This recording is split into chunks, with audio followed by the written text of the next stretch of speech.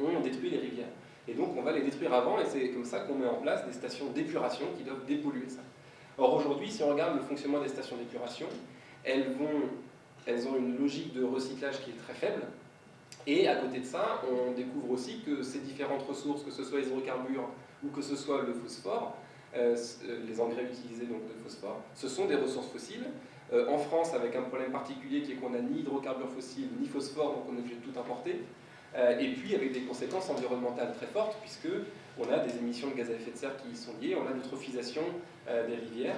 Et donc finalement, le problème principal auquel on est confronté, à mon sens, en termes d'assainissement pour demain, c'est d'arriver à faire en sorte de mettre en place des systèmes qui soient économes aux ressources et circulaires, avec du coup deux voies principales qui se mettent en place. La première qui consiste à dire on va transformer la station d'épuration et on va en faire une station de recyclage. C'est une voie évidemment avec beaucoup de possibilités, mais encore très limitée par le fait qu'on dilue dans 150 litres d'eau par personne et par jour des valeurs qui sont principalement très concentrées dans urine et matière fécale, ça c'est 1 litre par personne et par jour. Et donc finalement c'est très difficile derrière d'aller les récupérer, d'autant plus qu'on va les mélanger avec tout un tas d'autres éléments indésirables, alors qu'on pourrait les récupérer à la source. Donc on peut faire ces stations, je dirais, de recyclage, mais avec beaucoup de limites techniques aujourd'hui. Et puis on a donc la possibilité de séparer à la source, sur donc des systèmes qui se mettent beaucoup en place dans les pays du Sud, et en particulier quand il n'y a pas de réseau d'égout, où effectivement adopter les solutions occidentales quand on est sur une feuille blanche, c'est pas nécessairement aujourd'hui la meilleure des solutions, et on a beaucoup plus d'expérience aujourd'hui dans les pays du Sud de techniques alternatives de gestion que dans les pays du Nord, ce qui à mon sens fait qu'on est plus dans une période aujourd'hui où en assainissement il faudrait que les pays du Nord aillent regarder ce qui se passe au Sud pour essayer de définir leur système de demain, et ce qui inverse un peu la façon dont c'est souvent perçu. Et donc du coup avec ces séparations à la source, on change beaucoup de choses. On change potentiellement l'application de l'usager vis-à-vis de ces toilettes et de ces déchets.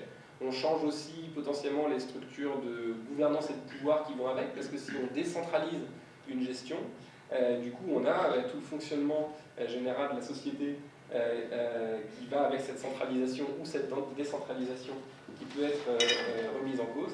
Et on est aujourd'hui à ce point où, en tout cas sur Paris, avec notre projet de recherche, on est en train d'essayer d'expérimenter un certain nombre de solutions de séparation à la source pour permettre d'avoir des réalisations françaises, parisiennes, et on espère, sur cette base, arriver à construire un assainissement de demain qui soit plus durable et permettre à la fois, bien sûr, de préserver l'enjeu sanitaire, mais aussi de recyclage des ressources qui est avec un minimum d'intrants énergétiques ou chimiques dans le système. Donc, voilà. On peut dire que c'est un nouveau paradigme que défend avec conviction Fabien. Vous pourrez poser la question des 4 000 € tout à l'heure de réseau d'égout. Alors, qu'est-ce qu'on en fait si on fait des solutions? Il y a probablement une question. Donc c'est Cécile. Oui, moi j'avais une question parce que du coup la semaine dernière on a interviewé monsieur Deuil, et il nous a dit que, il nous a confirmé que la majorité des boues qui étaient issues des stations d'épuration, elles étaient soit épandues, soit mises en compostage et donc revalorisées de manière agricole. Et donc cette revalorisation, c'est pas l'assainissement engrais, c'est ça que... Alors, effectivement, en France, on est un pays dans lequel il y a beaucoup d'épandage agricole des boues de stations d'épuration. À peu près 2 tiers, tu me diras si je me trompe, peut-être un peu plus même, 70%, quelque chose comme ça. À peu près 2 tiers des boues de stations d'épuration sont épandus, donc il y a un retour au sol des boues d'épuration. La seule question, c'est qu'est-ce qui reste dans les boues d'épuration? En fait, il y a 3 paramètres principaux à regarder: carbone, azote et phosphore. Si on prend celui pour lequel ça se passe le mieux, le phosphore, il y a des stations d'épuration dans lesquelles on ne traite pas le phosphore, auquel cas on va en retrouver quelques pourcents, peut-être 20%. Le reste part en rivière, et puis celle où on traite le phosphore, où là il y aura 80% du phosphore. C'est le cas par exemple sur Paris. Donc sur Paris, on recycle une bonne partie du phosphore. Mais par exemple à Paris, il n'y a que la moitié des boues qui sont épandues, l'autre moitié est incinérée. Donc en fait, on recycle 40% du phosphore sur Paris. Après, si on regarde le carbone, les stations d'épuration, avant tout, elles vont chercher à oxyder le carbone, c'est-à-dire grosso modo à le perdre, à le détruire. Et la valorisation du carbone, c'est environ 20%. Et après, si on regarde le paramètre sur lequel ça se passe le moins bien, c'est l'azote. L'azote, on est à environ 5%. Donc dans les boues, il reste 5% de l'azote qui était initialement en entrée de la station d'épuration. Tout le reste est parti sous forme gazeuse. Donc le recyclage agronomique des boues, finalement, sur le cas parisien où on a fait le chiffrage, hein, c'est 40% pour le phosphore, 20% pour le carbone, 5% pour l'azote. Donc en termes de bilan de recyclage, par rapport au verre en France où on est sur plutôt de l'ordre de 80% de bilan de recyclage, mais là on est vraiment pas très bon. Donc il y a une forme de retour au sol, mais qui finalement dans les chiffres représente pas grand chose. En particulier par rapport à un recyclage qui se ferait sur captation immédiate des. Jacques, oui, en complément, vous voyez que donc vous avez une eau qui arrive avec de l'azote et du phosphore. Et puis, bien évidemment, c'est quoi une station d'épuration? C'est une grosse cantine où, en fin de compte, les bactéries mangent la pollution et puis elles se développent, puisqu'une bactérie se scinde assez rapidement en plusieurs autres bactéries. Et donc, vous avez de l'eau sale qui rentre, vous avez de l'eau propre qui sort, propre, il reste plus légère, épurée, et puis vous avez, en fin de compte, le résidu qui est dedans. Vous avez, en fin de compte, à peu près 22 kg de matière sèche, d'accord, qui sont, j'allais dire, la partie solide de l'épuration des eaux usées. Bon, cette matière n'est pas sèche dans la station d'épuration, il y a donc beaucoup d'eau. Que font les stations d'épuration? Elles tendent, parce que ça, c'est ce qui reste sur la station d'épuration.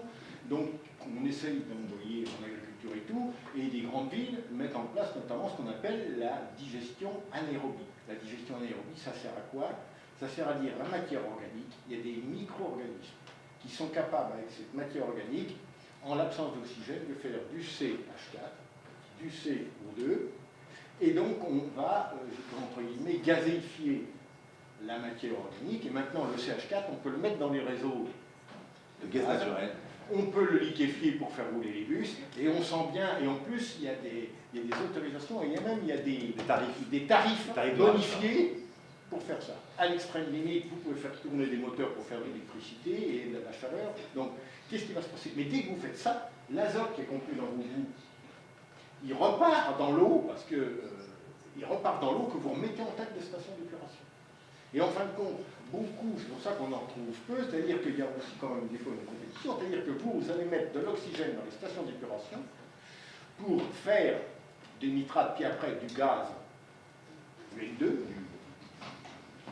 l'azote atmosphérique, si vous voulez, et parce que les textes réglementaires, notamment tout l'assainissement, est quand même régi par les directives européennes. Et une station d'épuration, on lui demande des performances, non pas sur l'azote, ce qu'on appelle l'azote global, c'est-à-dire qu'on ne veut pas de nitrate et on ne veut pas d'ammoniac dans les eaux. Donc les performances vont tirer vers une nitrification et une dénitrification des eaux. Donc quand vous faites une dénitrification des eaux, vous faites de l'azote gazeux à partir de l'azote ammoniacal, alors que globalement pour faire un engrais vous allez faire l'inverse, vous allez prendre de l'azote gazeux pour faire des nitrates et de l'ammoniac. C'est-à-dire que la fabrication d'engrais et ce que vous faites sur des stations d'épuration, c'est deux choses inverses, et dans les deux cas on dépend d'électricité pour faire des opérations inverses. C'est ce que j'ai découvert quand j'ai fait mon projet de fin d'études, et je me suis dit, il y a un truc qui tourne pas rond en termes de développement durable. Il ne faut pas avoir une usine en amont de moi qui dépense 10 MWh pour synthétiser une tonne d'engrais azoté, et une usine en aval de moi qui s'appelle la station d'épuration et qui dépense 10 MWh pour détruire une tonne d'engrais azoté qui était en fait dans mon urine. Et moi, c'est la découverte de ce problème qui a fait que je me suis intéressé au sujet en me disant, mais demain, il faudra qu'on ait un truc qui permette de recycler ce système et pas avoir une usine de synthèse et une usine de destruction. Donc, voilà. Alors 80% de l'azote qui nous constitue vient du procédé à Borbon. C'est ces deux ingénieurs qui ont inventé en fin de compte la fabrication d'engrais qui font que l'azote qui nous constitue en fin de compte vient d'un mécanisme chimique en fin de compte qui a fait que vous trouvez cet azote-là à travers les engrais que vous pouvez ensuite après manger. Je dirais pour les néophytes que vous êtes, voilà, puis on ne rentre pas dans la technique, un panel complet, il manque quelqu'un ici. Voilà. On va donner la parole à un grand opérateur industriel, un champion intervient pour Suez, mais il manque évidemment l'utilisateur des matières fertilisantes. Qui c'est qui utilise les matières fertilisantes? L'agriculteur, voilà. Ouais. Est-ce que l'agriculteur est demandeur ou pas? Alors, les agriculteurs, il y a les très gros, il y a les petits, il y a les maraîchers, il y a ceux qui font des grandes cultures, il y a ceux qui ont de l'élevage ceux qui ont de l'élevage ont des déjections animales, donc eux ne vont pas être tellement intéressés par des boues d'épuration. Et puis il y a le monde de l'agriculture qui s'intéresse à la méthanisation, dont on parle beaucoup, donc ce dont vient de parler Jacques, à savoir faire du biogaz qui permet d'avoir des recettes. Hein. Donc eux peuvent être intéressés par des matières organiques, mais voilà, les paysans ne sont pas là, mais aujourd'hui, la valeur... Si, il y a un paysan de là, tu Non, je ne suis pas paysan, bon. mais à propos des agricultures, il y a quand même beaucoup d'urine et d'excréments et de boue qui sont générés dans les élevages en France. Et tous ces questionnements sur le recyclage des excréments humains, ça pique aussi aux excréments dans les fermes. On peut imaginer que ça marche mieux parce qu'on est plus près du sol. Donc l'épandage est peut-être plus facile, mais on perd quand même des quantités d'ammoniac gigantesques. Et surtout, on a beaucoup d'agriculture intensive dans laquelle on a beaucoup plus d'animaux disponibles que de sols sur lesquels épandre. Donc effectivement, là, ça pose... On a beaucoup parlé de l'azote. Une difficulté de l'azote, c'est qu'il se volatilise très facilement. Voilà. Donc le garder, c'est pas bien facile. Et un des intérêts de la synthèse chimique, c'est qu'on va avoir un produit bien calibré, liquide, éventuellement qu'on peut solidifier aussi. Et donc c'est un usage beaucoup plus simple, hein, que des matières recyclées. Voilà. Donc les paysans ne sont pas là, mais aujourd'hui ce que je veux dire, c'est qu'il y en a certains qui peuvent être motivés et utiliser des boues. En France, 70-80% des boues sont employées en agriculture, soit sous forme directe, soit après compostage. Le compostage c'est sympathique parce que ça donne, on voit plus que c'est de la boue, mais on perd encore de l'azote. Hein, voilà. Mais aujourd'hui, la valeur ou l'intérêt porté par le monde agricole à ces matières fertilisantes est assez limité. Pourquoi? Parce que pour beaucoup, ça va être sale, il y a des cahiers des charges de la grande distribution, voire des carrefours, des grands supermarchés. Nous, on est très propre, il n'y a pas de boue, il n'y a pas de tout ci, il n'y a pas de tout ça. Voilà. Ça, c'est un peu un handicap, hein, mais qu'on ne retrouve pas dans les pays du Sud. Parce que dans les pays du Sud, l'engrais coûte très cher et ces matières recyclées ont un intérêt direct. Voilà. S'il n'y a pas d'autres questions sur ces sujets-là, on va donner la parole à notre troisième intervenant, qui n'était pas là tout au début, qui peut peut-être dire quelques mots pour se présenter. Alors, bonjour, bonsoir plutôt, je m'appelle Tristan Fals. Alors j'ai plus qu'une casquette, si je peux me permettre d'en mettre le Bah, on peut mettre toutes les casquettes, hein, si la tête l'apporte. Donc je travaille jusqu'à la semaine prochaine chez Suez en tant qu'ingénieur. En parallèle, je suis membre du réseau de l'assainissement écologique, donc qui défend la réutilisation, qui promeut l'utilisation des toilettes sèches pour la séparation des eaux grises et des eaux noires au niveau de l'assainissement non collectif, et on est en train de réfléchir à passer au niveau collectif, comment on le fait. Et en parallèle de ça encore, je monte une association qui s'appelle Aquacorp, et dont le premier projet un peu, c'est de trouver une solution technique pour faire on appelle ça du tri sélectif des eaux usées, donc séparer les eaux grises d'un côté et les eaux noires de l'autre côté, et avoir une solution technique, économique qui s'intègre aussi dans le niveau réglementaire, parce que c'est un des grands problèmes aussi. Du coup, on va prendre la première. Alors, Suez, la position actuelle, c'est de développer les stations d'épuration pour avoir vraiment des usines de très haut niveau d'ingénierie. Donc ça veut dire qui proposent de la méthanisation